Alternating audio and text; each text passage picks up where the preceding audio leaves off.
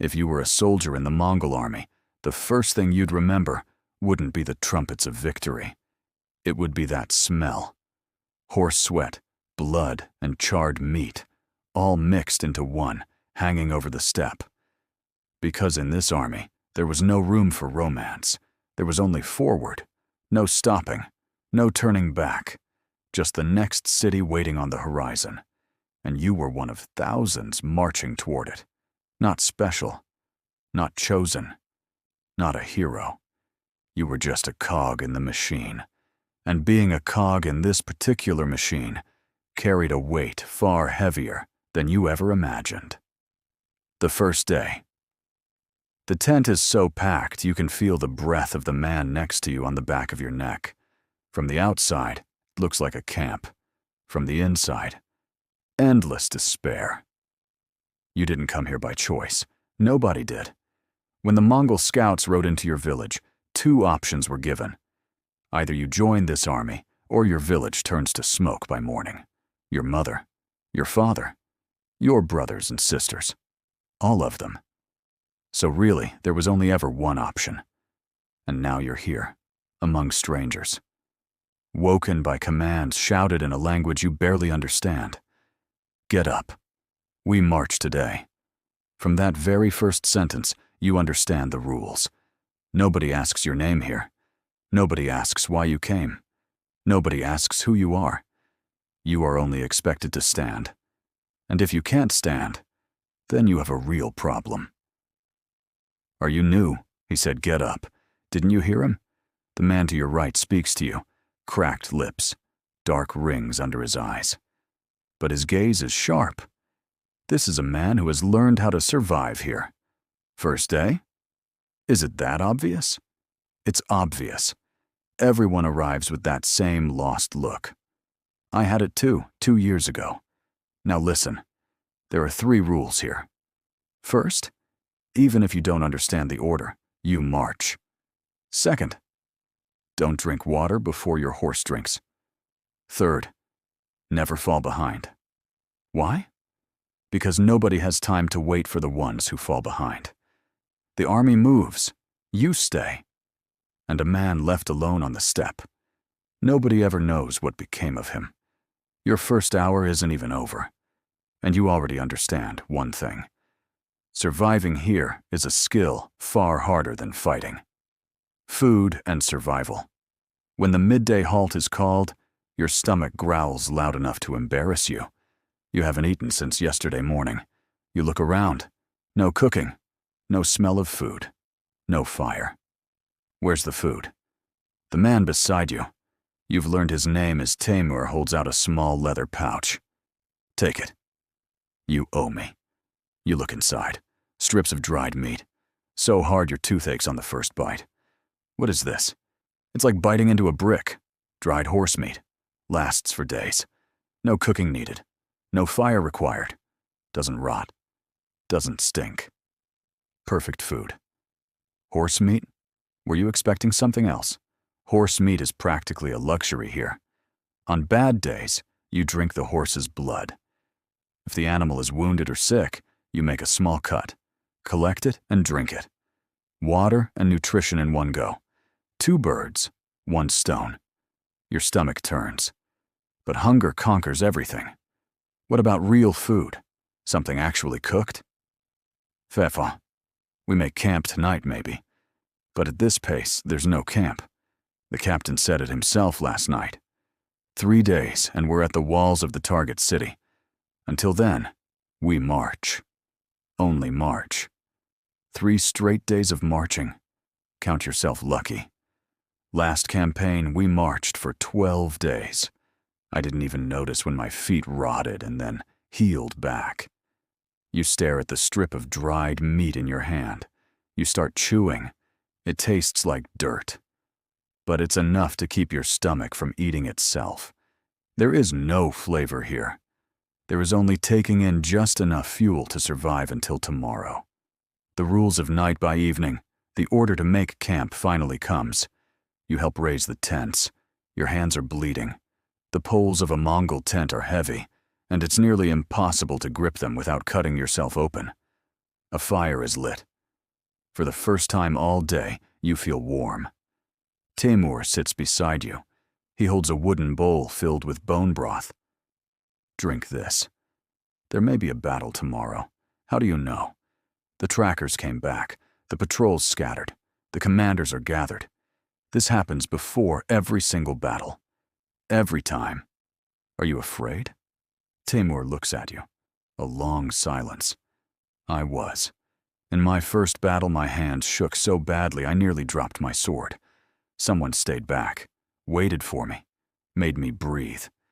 Then he said, "Fear is energy. Spend it.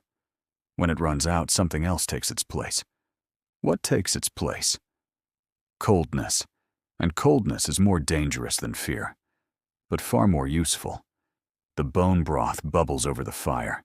The faces of the men around it glow orange in the dark. Different tribes, different languages, different origins, but all of them sitting around the same fire, sharing the same bowl. How many different peoples are in this army? I stopped counting. The truth of war. Morning hasn't broken when the horns sound. You don't stop to think. Your body was already hovering somewhere between sleep and waking. Deep sleep is a luxury here. Every sound jolts you upright. You mount your horse.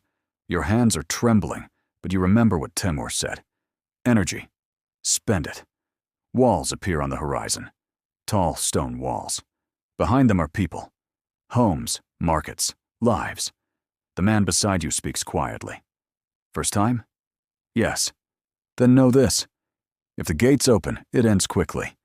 If they don't, it takes longer. But the result never changes. The result never changes. What happens to the people inside? Those who surrender live. Those who resist. This army has mercy.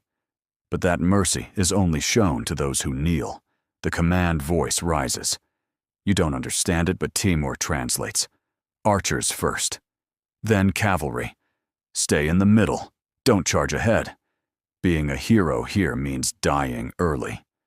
Arrows whistle through the air. The walls answer back. The man to your right drops. You didn't know him. But last night you sat around the same fire. You don't look. You can't look. Because Timur said, "Don't look at the fallen. Look forward and keep moving. You stop, you fall too." The gates crack, screaming from inside, thunder from outside. And then the gates open. Move. Stay behind me.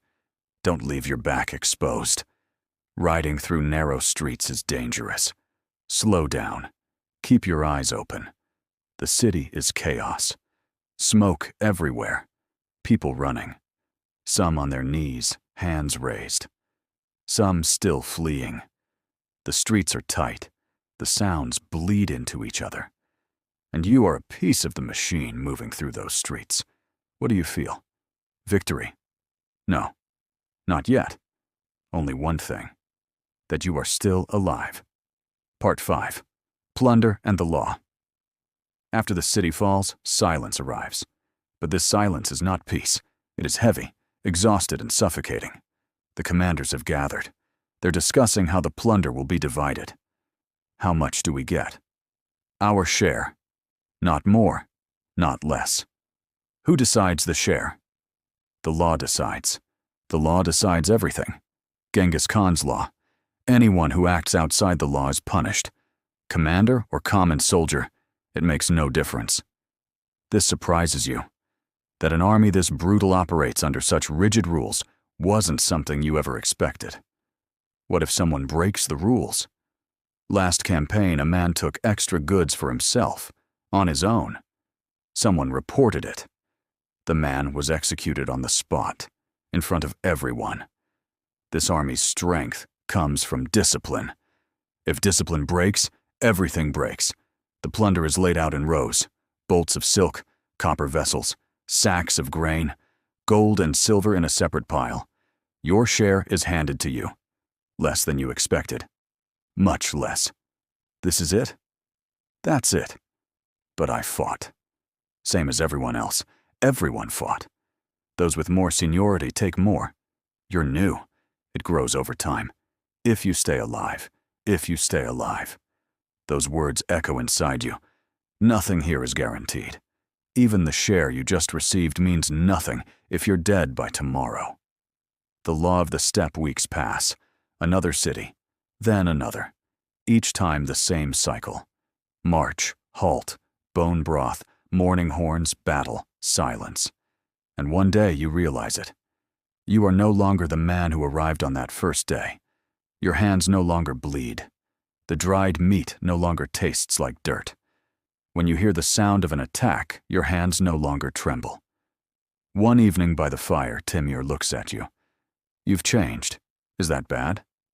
It's good. Here you have to change. If you don't change, you break. Have you ever broken? Timur is quiet for a long time. Once, in a small town, I saw a child. He couldn't run. He was kneeling beside his mother. His eyes were fixed on me. I stopped. The commander shouted. "Keep moving," he said. I kept moving. And then I saw those eyes in my dreams for a while. Then even that passed. Everything passes. It has to. This unsettles you. But the voice of that unsettlement no longer rises as loud from inside you. And perhaps that is the most terrifying change of all. A new soldier. One morning, a new group is brought before the army. People gathered from their villages, eyes wide with confusion, hands trembling, exactly the way you looked on your first day. Among them is a young man. His eyes dart everywhere. Every sound makes him flinch. A familiar look. You walk over to him. "First day?"